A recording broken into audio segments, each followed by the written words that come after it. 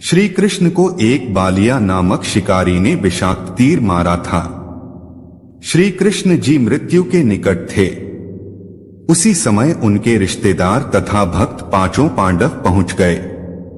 तब श्री कृष्ण जी ने उनसे कहा था कि तुम मेरा अंतिम संस्कार करके उस शेष बची अस्थियुक्त भस्म को एक लकड़ी का छोटा संदूक बॉक्स में बंद करके समुद्र में छोड़ देना। संदूक में जल प्रवेश न हो सके ऐसा वाटरप्रूफ बनवाना। पांडवों ने वैसा ही किया। वह संदूक डिब्बा लहरों द्वारा गति पाकर बहता बहता उड़ीसा प्रांत में समुद्र के उस किनारे के निकट आ गया जिस स्थान पर वर्तमान में श्री जगन्नाथ जी का मंदिर बना है। एक समय उड़ीसा प्रांत में इंद्रद्मन नाम का राजा था। वह भगवान श्री कृष्ण जी का अनन्य भक्त था। एक रात्रि को श्री कृष्ण जी ने राजा को स्वप्न में दर्शन देकर कहा कि जगन्नाथ नाम से मेरा एक मंदिर बनवा दे। स्वप्न में वह संदूक समुद्र में दिखाया और कहा कि मेरी अस्थियों व राख को नीचे दबाकर इस स्थान पर मंदिर बनवाना। श्री कृष्ण जी ने यह भी कहा था कि इस मंदिर में मूर्ति पूजा नहीं करनी है, केवल एक ज्ञानी महात्मा को रख देना है जो दर्शकों को पवित्र गीता अनुसार ज्ञान प्रचार करे। समुद्र तट पर वह स्थान भी दिखाया जहां मंदिर बनाना था। सुबह उठकर राजा इंद्रद्मन ने अपनी पत्नी को बताया कि आज रात्रि को भगवान श्री कृष्ण जी दिखाई दिए, मंदिर बनवाने के लिए कहा है। रानी ने कहा, शुभ कार्य में देरी क्या, सर्व संपत्ति उन्हीं की दी हुई है, उन्हीं को समर्पित करने में क्या सोचना है। राजा ने उस स्थान पर मंदिर बनवा दिया जो श्री कृष्ण जी ने स्वप्न में समुद्र के किनारे पर दिखाया था। मंदिर बनने के बाद समुद्री तूफान उठा, मंदिर को तोड़ दिया। निशान भी नहीं बचा कि यहाँ मंदिर था। ऐसे राजा ने 5 बार मंदिर बनवाया। 5 बार समुद्र ने तोड़ दिया। राजा ने निराश होकर मंदिर न बनवाने का निर्णय ले लिया। यह सोचा कि न जाने समुद्र मेरे से कौन से जन्म का प्रतिशोध ले रहा है। कई कोष रिक्त हो गया, मंदिर बना नहीं। कुछ समय उपरांत पूर्ण ब्रह्मा कबीर साहेब जी ने ज्योति निरंजन काल को दिए वचन अनुसार राजा इंद्रद्मन के पास आए तथा राजा से कहा, आप मंदिर बनवा, अब के समुद्र मंदिर महल नहीं तोड़ेगा। राजा ने कहा, संत जी मुझे विश्वास नहीं है, मैं भगवान श्री कृष्ण विष्णु जी के आदेश से मंदिर बनवा रहा हूं। श्री कृष्ण जी समुद्र को नहीं रोक पा रहे हैं। 5 बार मंदिर बनवा चुका हूं, यह सोचकर कि कहीं भगवान मेरी परीक्षा ले रहे हों। परंतु अब तो परीक्षा देने योग्य भी नहीं रहा हूं क्योंकि कोष भी रिक्त हो गया है। अब मंदिर बनवाना मेरे वश की बात नहीं। कबीर साहेब जी ने कहा, इंद्रद्मन जिस परमात्मा ने सर्व ब्रह्मांडों की रचना की है वही सर्व कार्य करने में सक्षम है, अन्य प्रभु नहीं। मैं उस परमात्मा की वचन शक्ति प्राप्त हूं, मैं समुद्र को रोक सकता हूं। राजा ने कहा कि संत जी मैं नहीं मान सकता कि श्री कृष्ण जी से भी कोई प्रबल शक्ति युक्त प्रभु है। जब वे ही समुद्र को नहीं रोक सके तो आप कैसे रोक सकते हो। मुझे विश्वास नहीं होता तथा न ही मेरी वित्तीय स्थिति मंदिर महल बनवाने की है। संत रूप में आए कबीर साहेब जी ने कहा, राजन यदि मंदिर बनवाने का मन बने तो मेरे पास आ जाना, मैं अमुक स्थान पर रहता हूं। अब के समुद्र मंदिर को नहीं तोड़ेगा। यह कहकर संत रूप में कबीर साहेब चले आए। उसी रात्रि में प्रभु श्री कृष्ण जी ने फिर राजा इंद्रद्मन को दर्शन दिए तथा कहा, इंद्रद्मन एक बार फिर महल बनवा दे।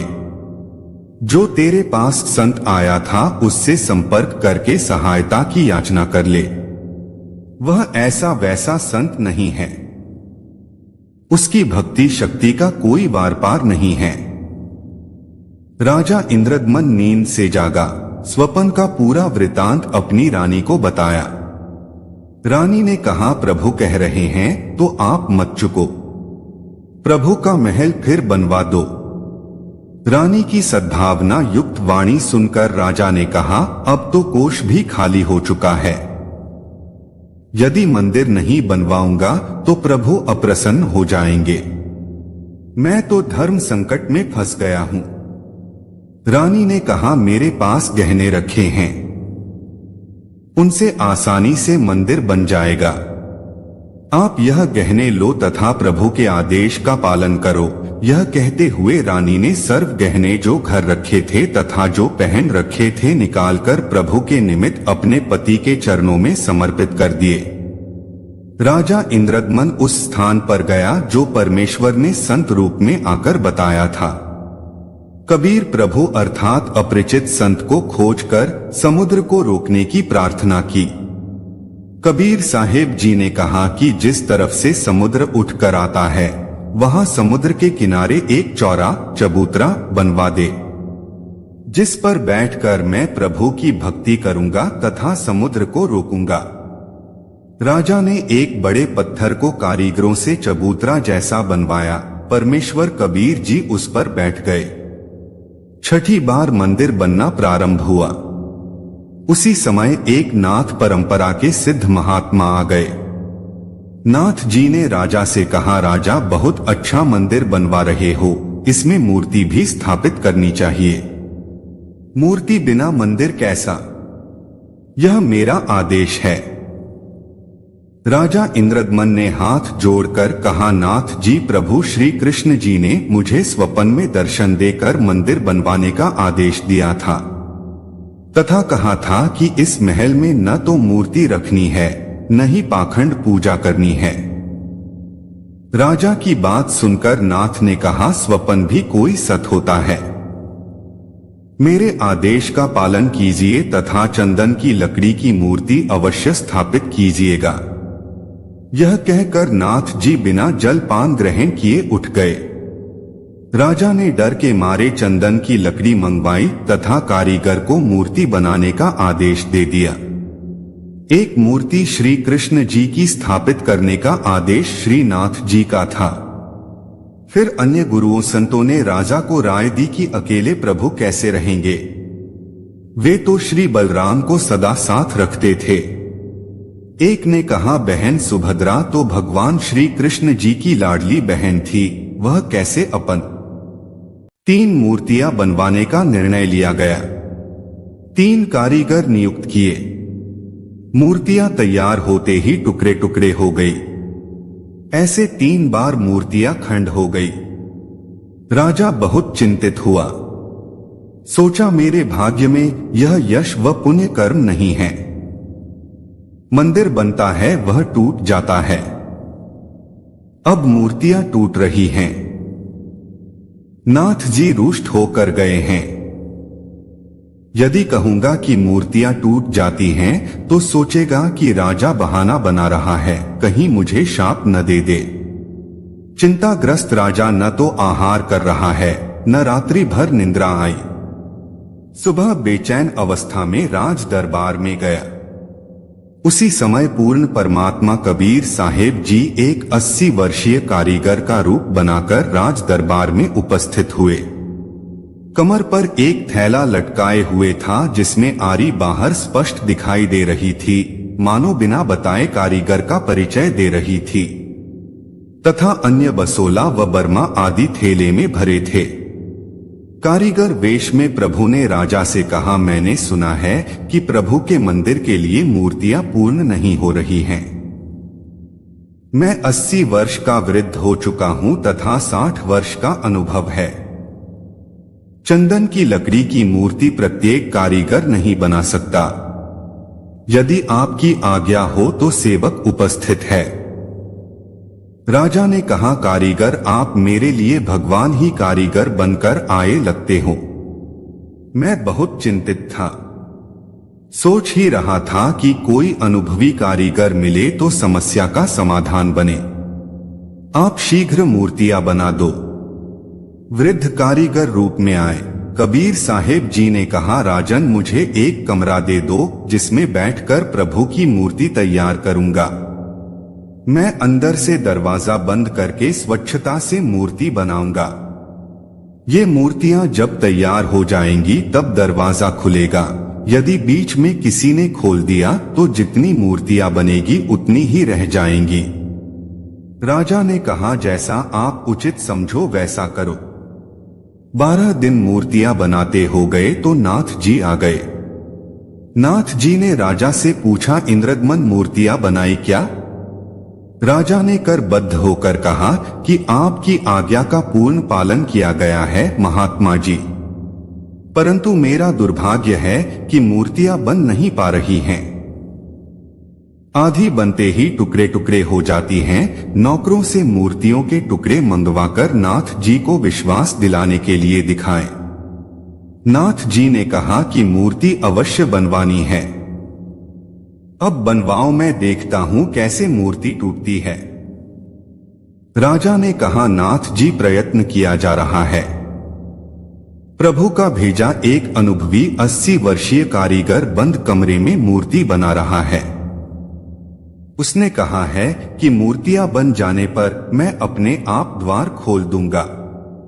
यदि किसी ने बीच में द्वार खोल दिया तो जितनी मूर्तियां बनी होंगी उतनी ही रह जाएंगी। आज उसे मूर्ति बनाते 12 दिन हो गए। न तो बाहर निकला है, न ही जलपान तथा आहार ही किया है। नाथ जी ने कहा कि मूर्तियां देखनी चाहिए, कैसी बना रहा है। बनने के बाद क्या देखना है? ठीक नहीं बनी होंगी तो ठीक बनाएंगे। यह कहकर नाथ जी राजा इंद्रदमन को साथ लेकर उस कमरे के सामने गए जहां मूर्ति बनाई जा रही थी तथा आवाज लगाई, कारीगर द्वार खोलो। कई बार कहा परंतु द्वार नहीं खुला तथा जो खटखट की आवाज आ रही थी वह भी बंद हो गई। नाथ जी ने कहा कि 80 वर्षीय वृद्ध बता रहे हो, 12 दिन खाना पीना भी नहीं किया है। अब आवाज भी बंद है, कहीं मर न गया हो। धक्का मारकर दरवाजा तोड़ दिया। देखा तो 3 मूर्तियां रखी थी।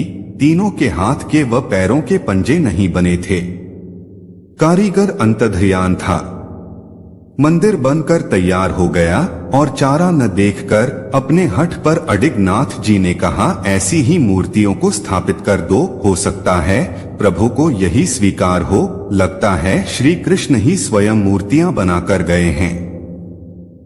मुख्य पांडे ने शुभ मुहूर्त निकालकर अगले दिन ही मूर्तियों की स्थापना कर दी।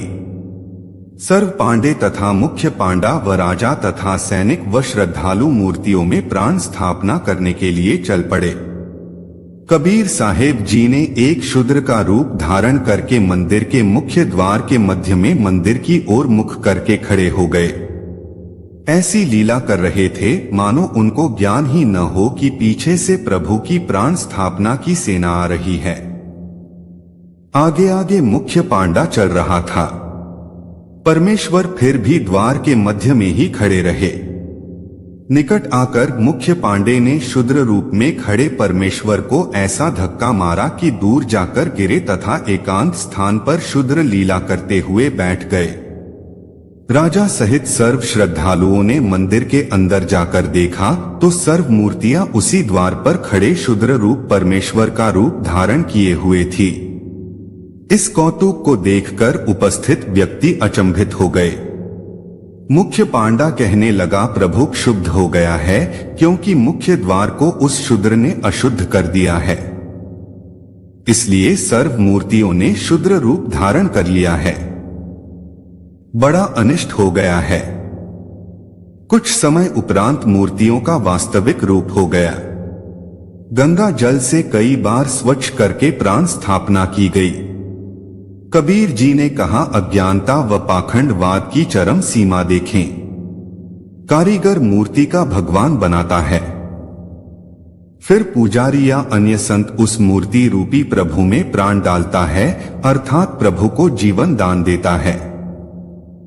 तब वह मिट्टी या लकड़ी का प्रभु कार्य सिद्ध करता है। वाह रे पाखंडियों, खूब मूर्ख बनाया प्रभु प्रेमी आत्माओं को। मूर्ति स्थापना हो जाने के कुछ दिन पश्चात लगभग 40 फुट ऊंचा समुद्र का जल उठा, जिसे समुद्री तूफान कहते हैं, तथा बहुत वेग से मंदिर की ओर चला। सामने कबीर परमेश्वर चबूतरे पर बैठे थे। अपना एक हाथ उठाया जैसे आशीर्वाद देते हैं। समुद्र उठा का उठा रह गया तथा पर्वत की तरह खड़ा रहा, आगे नहीं बढ़ सका। विप्र रूप बनाकर समुद्र आया तथा चबूतरे पर बैठे प्रभु से कहा कि भगवान आप मुझे रास्ता दे दो, मैं मंदिर तोड़ने जाऊंगा। प्रभु ने कहा कि यह मंदिर नहीं है, यह तो महल आश्रम है। इसमें विद्वान पुरुष रहा करेगा तथा पवित्र गीता जी का ज्ञान दिया करेगा। आपका इसको विध